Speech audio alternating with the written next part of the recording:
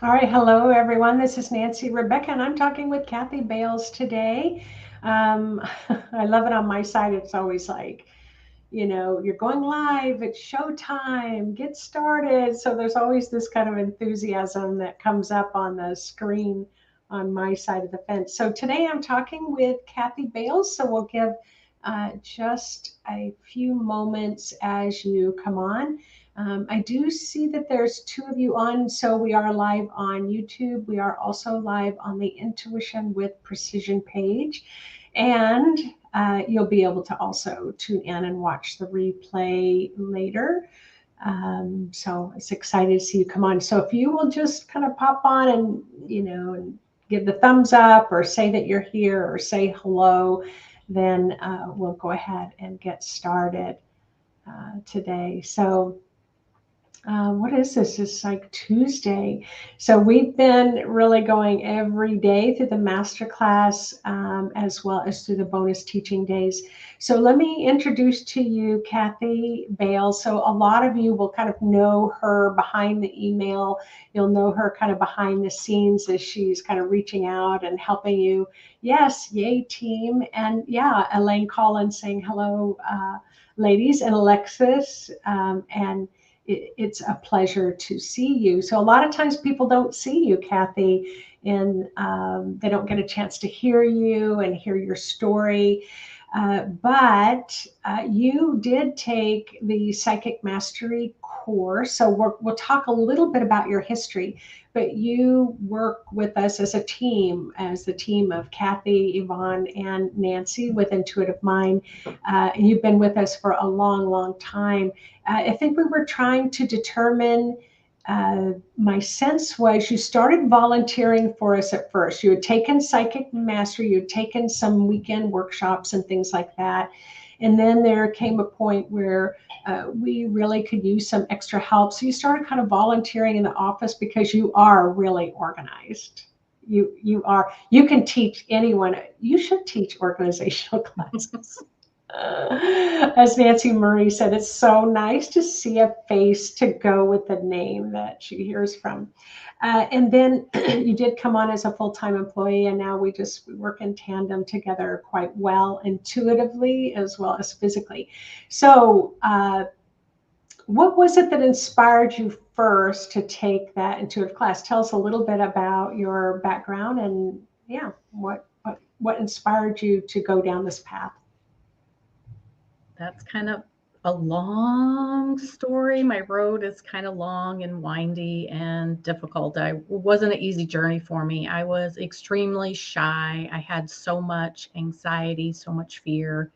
Even going to a class was really difficult to get myself there. I mean, that was the biggest part because they were in person. They weren't online where you could do it behind a screen and nobody see you. It was actually I Right. was stepping in person. But for some reason I could feel this tickle at the back of my mind that said, this might be a good idea for you. So I would go, I would show up, and I would feel a little bit better. And then the next time I would feel a little bit better. And so I just kept showing up. It still wasn't easy, but I still showed up. Yeah, I was remembering this morning that I was teaching in Canada, and it was a particular class that you wanted to take, but to leave your home was going to be a big deal. Leave your family, get in the car, travel. We ended up, taking a ferry across over to Vancouver Island, and you were going to be staying in a stranger's home, and there were all those steps, but you knew that you needed that class. I think we were just talking about knowingness, where you have that knowingness. It's like, I need to take that class. I'm going to benefit from the information in that class.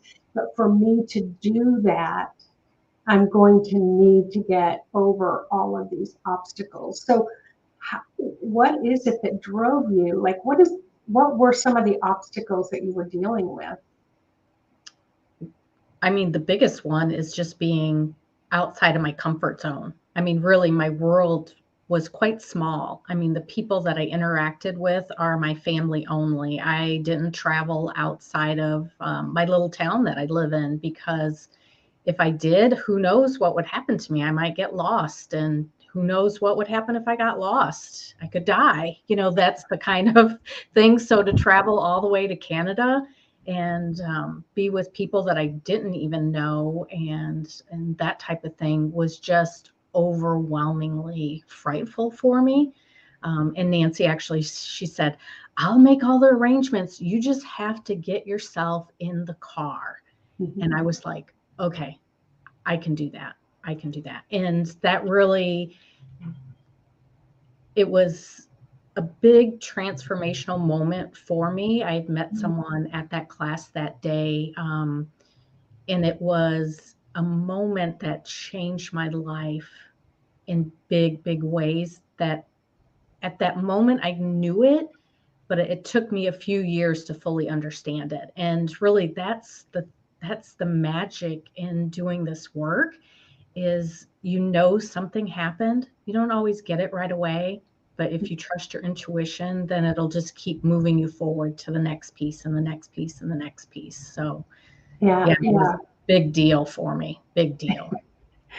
I do. I remember it was such a big deal, and I couldn't imagine what life must be like, in that way. So you're saying every step of the way you were feeling better, which maybe not 100%, but it's like, all right, if I can feel this much better here, if I take this next step, then I might feel a little bit better. But then to decide, as Elaine Collin is saying, can you see the comments that people are making?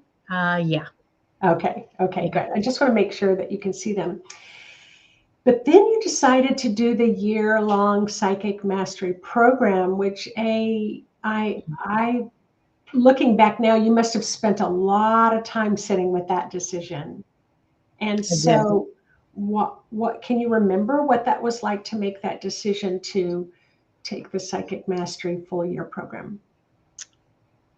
I remember, first of all, I was getting a healing touch treatment from Yvonne. When she brought it to my attention, it was like, oh, I don't really know what I'm going to do more. And I'd been working with another teacher, and she goes, oh, well, we have this new program that we're going to be introducing. Why don't you think about it? And the information wasn't, how can I say it? It's not that it was vague, but I really didn't get it. I didn't understand what I It was was vague. It was vague. being asked to do or to jump into. But it was like, oh, this is curious, right? And then I'd go, nope, can't do that. That's too scary. I have to be in a group of people. I have to leave my comfort zone. All that stuff would come up. And then it'd be like, oh, I, I, I don't know why, but I feel I really need to do this. And this is what you were saying today on the call about your knowingness, right? I didn't know about knowingness or being an empath at that time, even though I had take some of the classes, because the fear was too much. I couldn't see anything, but I just kept going. And then the deadline was getting closer, and it was getting closer, and it was getting closer. And I was talking to you, and you said, Kathy, you're either all in or you're all out. And I was like, whoa, right? I could feel that in my heart. I could feel that in my body. And, that's that empathic ability. It wasn't that you were being negative. You just needed me. It was that decision needed to be made. And Mhm. in order for me to cross that line for that decision, I needed that firm boundary. I needed someone to say, hey, just make a decision. And I did. I jumped in with both feet, did not look back. It was very painful for me, very painful.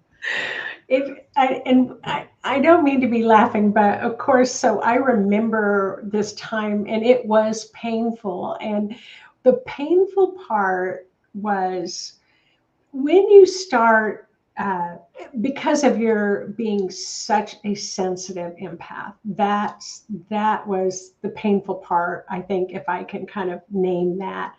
the coursework just got you to where you needed to go. And it does start, once you start grounding and you're running your energy, and it's like you get off kilter and you come back into alignment, get off kilter, you come back into alignment. So you're really learning how to manage your own energy field. But when you're not managing your energy field, you do need to make your world small. You need to keep it small so that it can be manageable.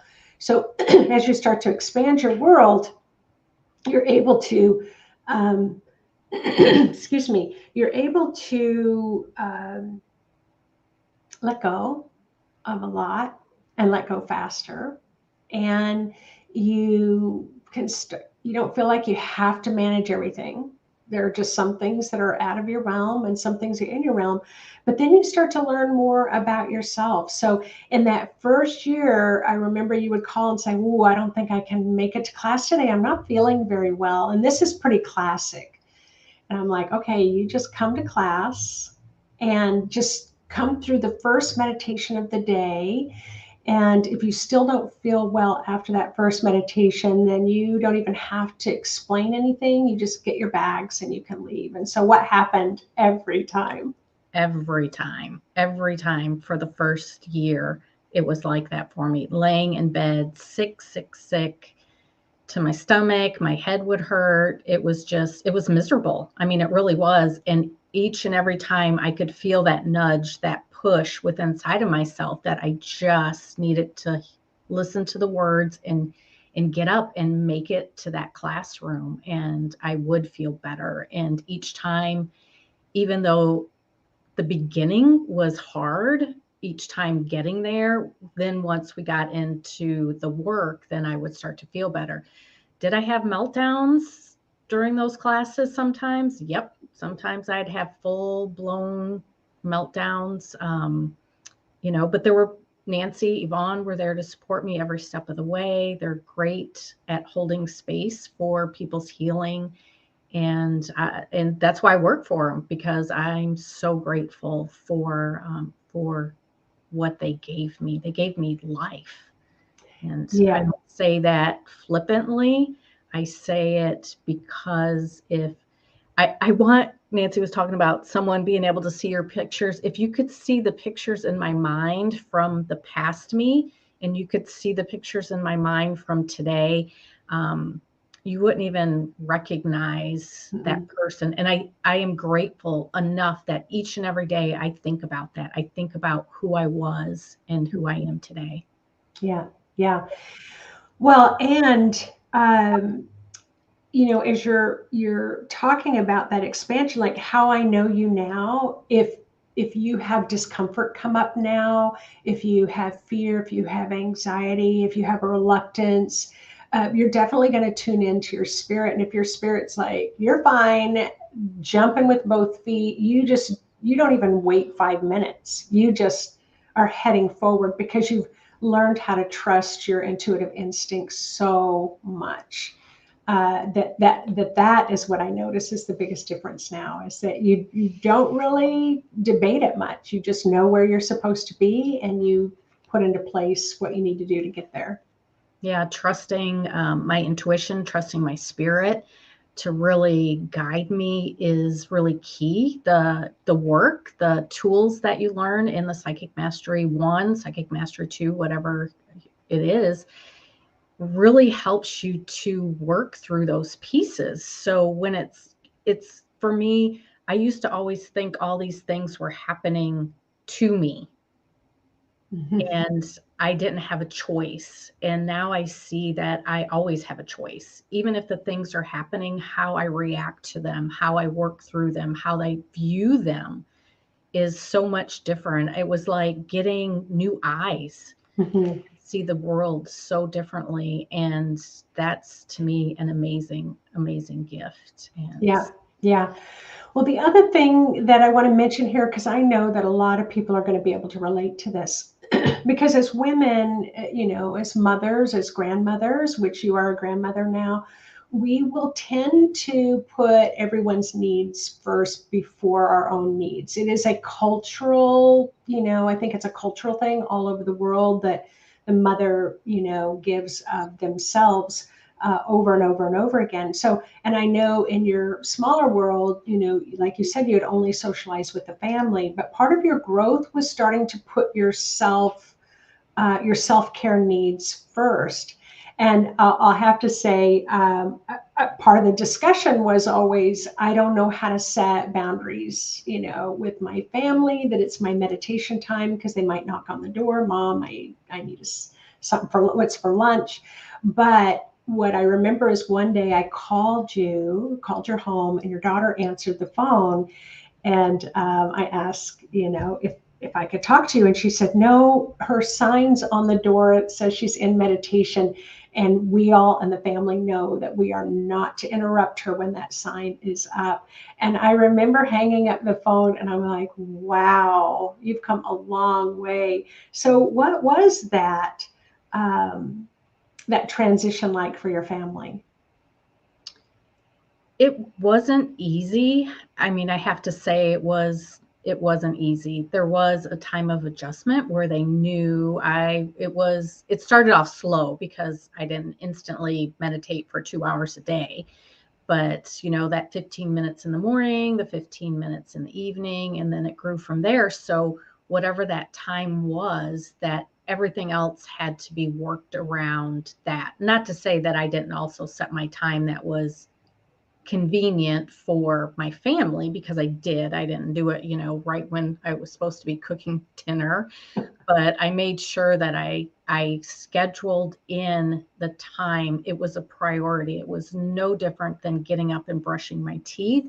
It was no different than having to go to work, because I did have a full-time job also Yeah.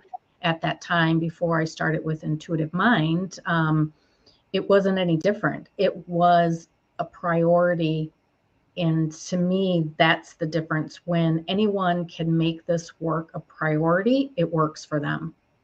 It will work for Yeah. you, and it will really, you'll be able to see, feel, know, understand the differences that are happening within inside of yourself, and to be able to experience that. And so over time, then they kind of just got used to the idea. They just knew. And that was 2013 was the first time. So 10 years later, I have a meditation room. It's my room. Nobody goes in there unless it's okay with me. And everybody knows that. And so, yeah. Nice, nice. No, I love it. So, yesterday I made this little live video about some of the objections that were coming up, and I asked people to post their objections. So, definitely there were two high priority objections that people like. My life is too busy. I just can't possibly fit in one more thing. There's so much chaos. There's so much busyness around. I just cannot add one more thing to my life. It's just going to tip me over the edge. So I heard from several people who said that. And then, and so what would you say to that? Yeah. Well, I have to say that my life was incredibly busy as well. Like I said, I had a full-time job. I had 2 teenage children, a husband, so I had to care for my home. And what I realized is that there were things in my life that just weren't important. Mm-mm. And I had to let some of those things go. What was more important? Taking this class where I could work on myself and put myself first.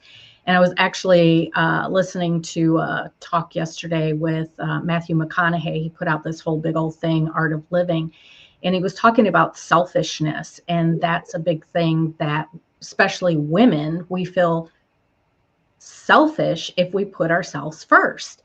And so when I speak to that, we need to become more selfish. Mm. We only can be better representatives in the world if we can be healthy and whole ourselves. Yeah. And so when people are saying that they're too busy, it's a choice.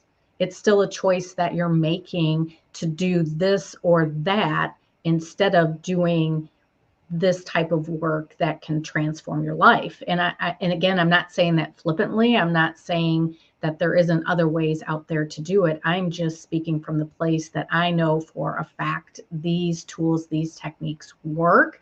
Mhm. I was born into a middle class family, middle child. I had no trauma in my life. I'm telling you, there was no reason that I was shy. There was no reason that I had so much anxiety. I was born that way.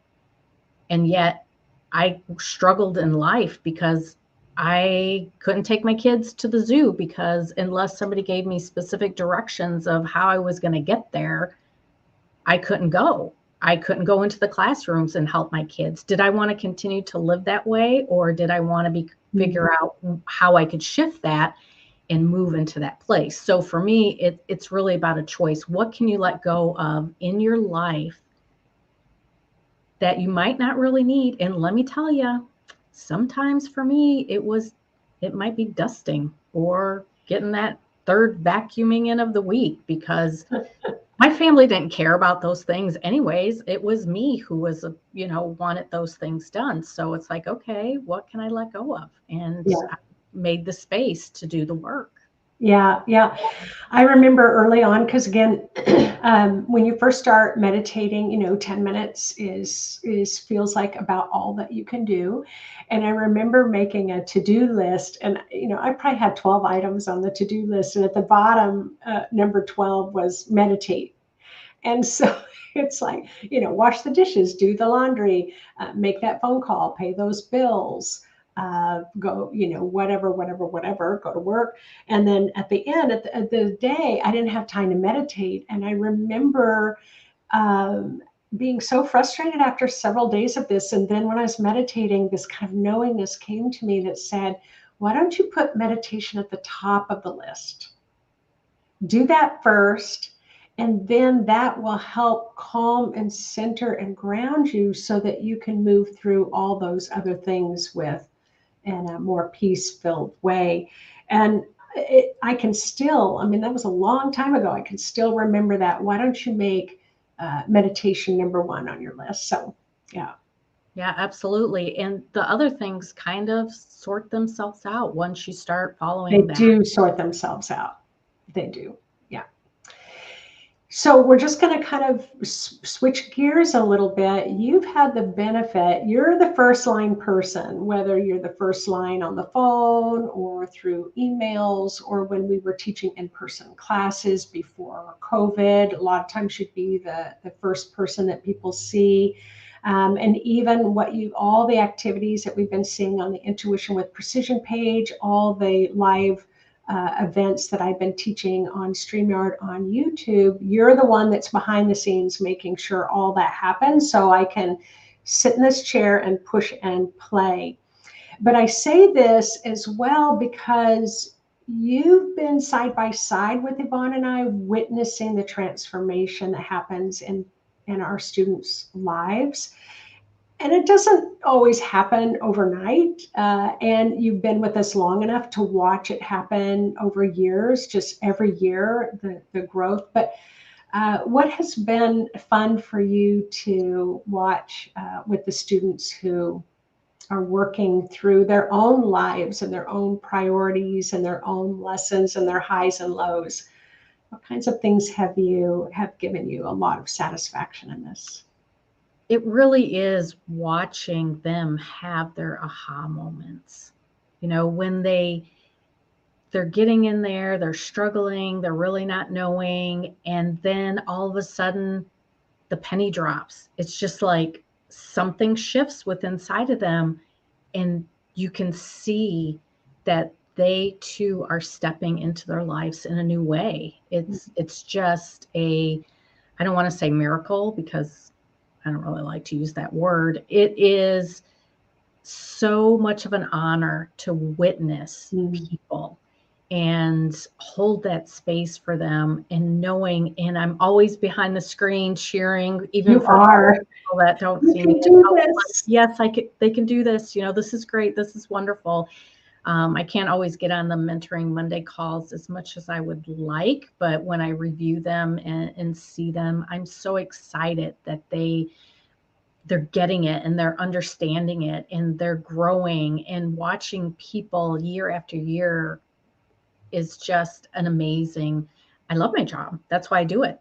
I'm here because I can see other people overcome their obstacles and really move forward into their life and have a greater understanding of what it is to be them as a spirit in a human body.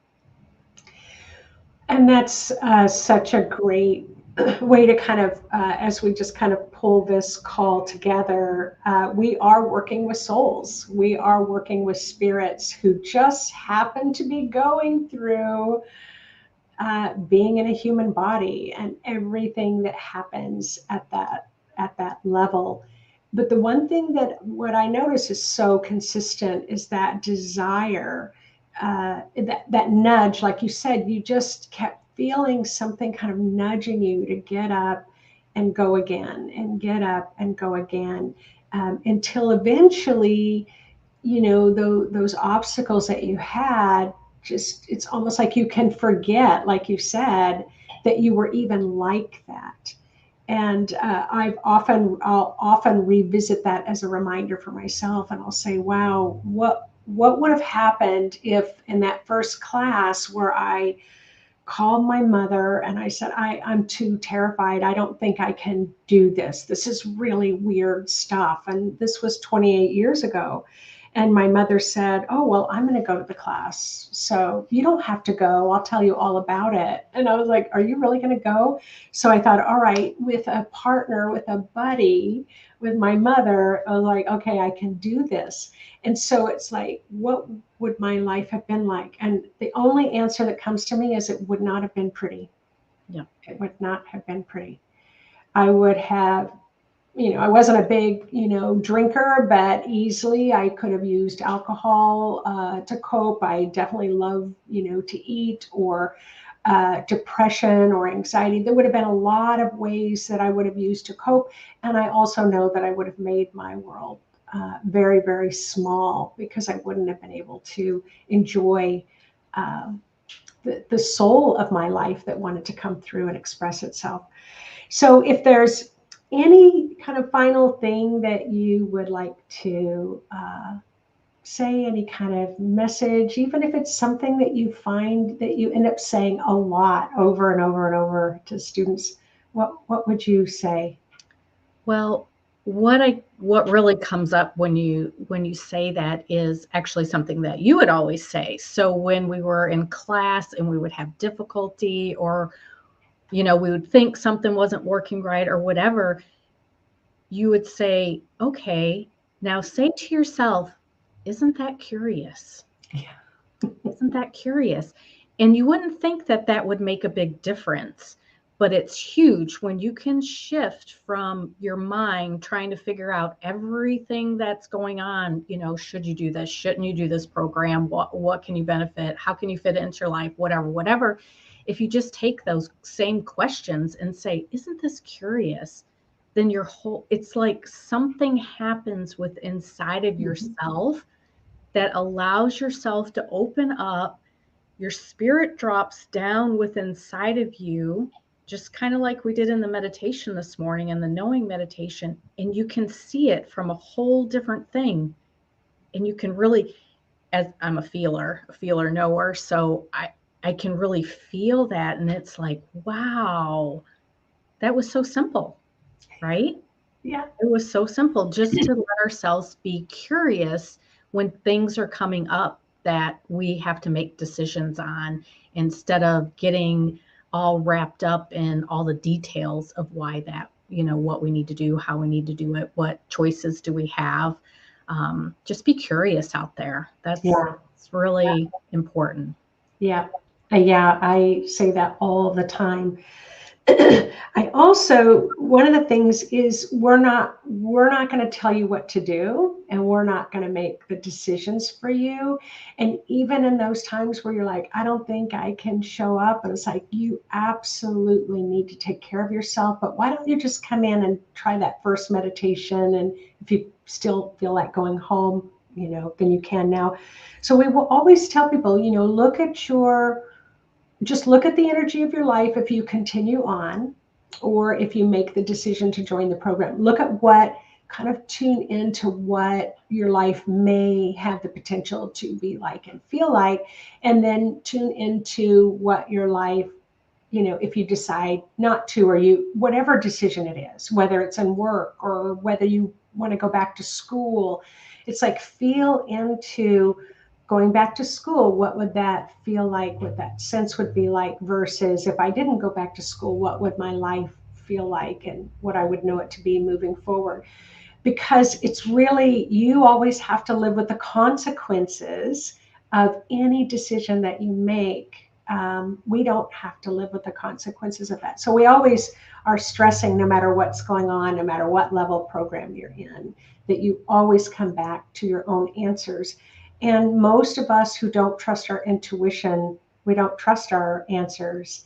And that's probably one of the greatest gifts that you can give yourself, is to move into that state of having trust and faith. And now, even with your family, you can give them time now, because both your kids are adults now and you're a grandmother now, and giving them room to come up with their own answers about their own life. And it's not always easy, is it? No, it's not. But I noticed that once I let go of trying to manage them, their life shifted.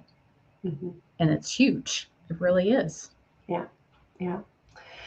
Well, thanks everyone for popping on. Don't hesitate if you have any more comments or questions. You're watching the replay, you have comments and questions. We will both monitor this page and we will be happy to respond to those. But thank you all again for popping on and seeing Kathy. See, Kathy, people get so excited to see you, especially if they've been talking to you a long time. And I swear, I keep getting these nudges. I know you've been nudging me for quite a few years now, to have some type of retreat where all of our students and all of the different levels, that we can come together and actually meet each other for the first time. So that would be a lot of fun. So I'm not giving up on that, Kathy, even though organizing it seems overwhelming, but I know you've done all the background work already. So anyway, everyone, thanks again for popping on. Just to know that I'm going to be popping on with Yvonne tomorrow, so you get a chance to meet her. And then we're going to do a little segment on Ask Me Anything. So we'll post that information a little bit later. Remember the cart tomorrow, the enrollment for Psychic Mastery 1 closes tomorrow night at midnight. So you still have Pacific time. Pacific time, midnight Pacific time. All right, everyone, take care, and we'll see you again soon. Bye-bye.